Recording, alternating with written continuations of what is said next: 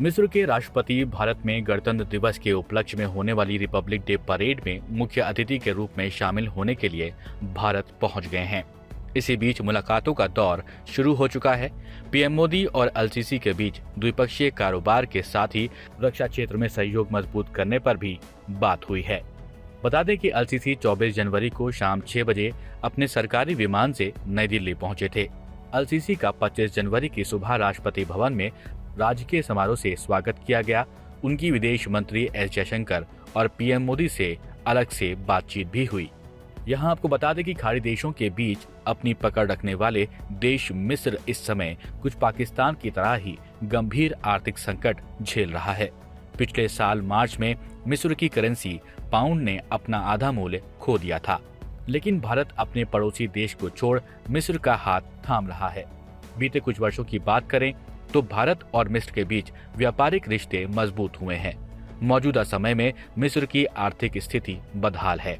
संकट के इस दौर में भारत मिस्र के साथ खड़ा नजर आ रहा है और मित्र की भूमिका निभा रहा है। मिस्र एक मुस्लिम देश है, लेकिन वो हमेशा से ही पाकिस्तान की नीतियों और आतंकवाद के खिलाफ बात करता रहा है। शायद यही वजह है कि भारत और मिस्र के संबंध मजबूत हो रहे हैं। मार्च 1978 से दोनों देश मोस्ट फेवर्ड नेशन क्लॉज पर आधारित द्विपक्षीय व्यापार समझौते से बंधे हुए हैं। हाल के वर्षों में भारत और मिस्र के बीच व्यापारिक संबंधों में भी उल्लेखनीय वृद्धि हुई है। $3.15 बिलियन के वर्तमान भारतीय निवेश के साथ भारत मिस्र में सबसे बड़े निवेशक के तौर पर उभर कर आया है। यही नहीं, भारत और मिस्र के बीच जरूरी सामानों के अलावा मेडिसिन का आयात निर्यात भी होता रहा है। कोविड-19 महामारी के प्रकोप के दौरान कोरोना वैक्सीन के मामले में भारत और मिस्र के बीच खूब व्यापार हुआ था। रिपोर्ट्स की माने तो कोविड-19 के दौरान मिस्र ने 2021 की शुरुआत में भारत से 50,000 वैक्सीन खरीदी थी, जबकि भारत ने कोरोना की दूसरी लहर के दौरान मिस्र में निर्मित लगभग 3 लाख रेमडेसिविर की खुराकें मंगाई थीं।